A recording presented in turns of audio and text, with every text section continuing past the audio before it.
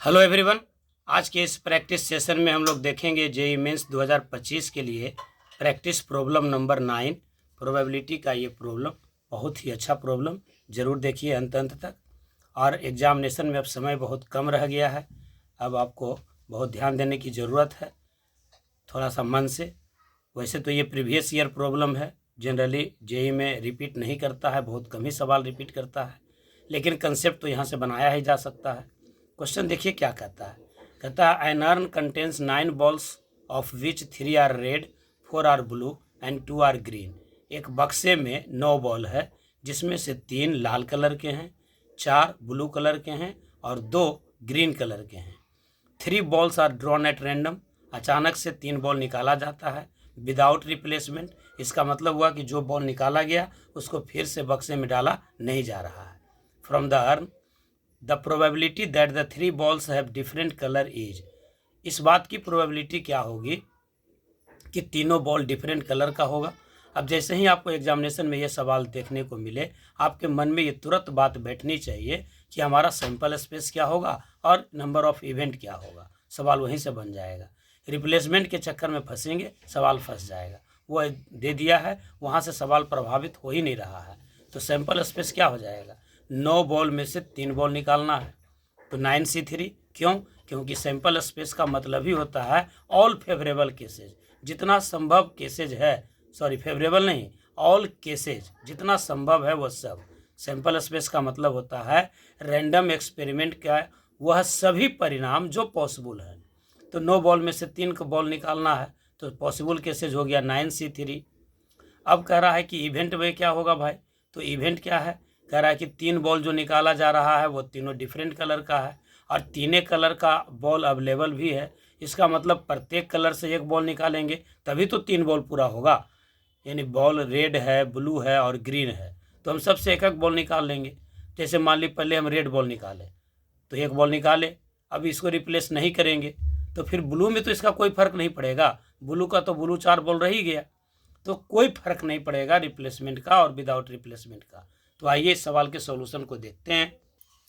देखिए आपके पास total number of balls कितने थे, तो नंबर ऑफ बॉल्स थे आपके पास 9।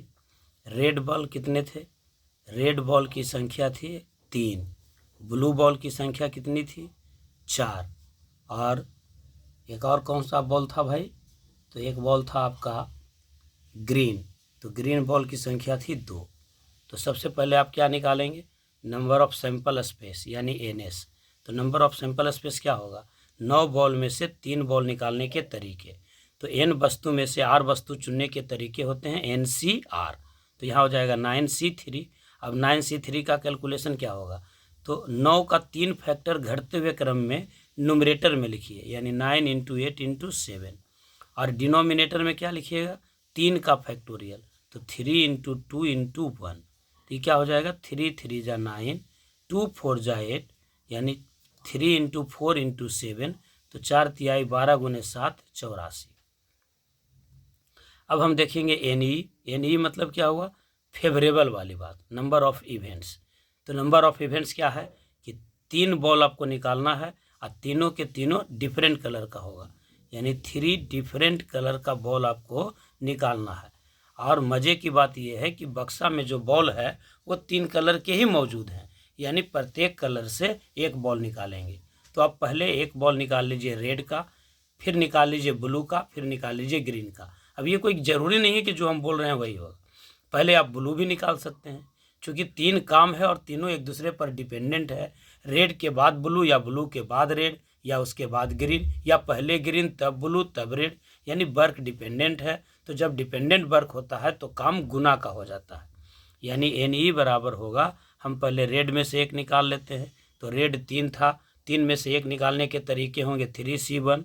इसी प्रकार से ब्लू है 4, तो 4 में से एक चुनने का तरीका होगा 4C1। और फिर आपका ग्रीन है 2, तो 2C1। अब आप जानते हैं कि NC1 का वैल्यू क्या होता है, N होता है। N वस्तु में से एक वस्तु चुनने के तरीके N ही होते हैं, तो 3 में से एक चुनने के तरीके 3 होंगे, 4 में से एक चुनने के तरीके 4 और 2 में से एक चुनने के तरीके 2, तो 4 तिहाई 12 दूनी 24। अब आपको निकालना है प्रोबेबिलिटी।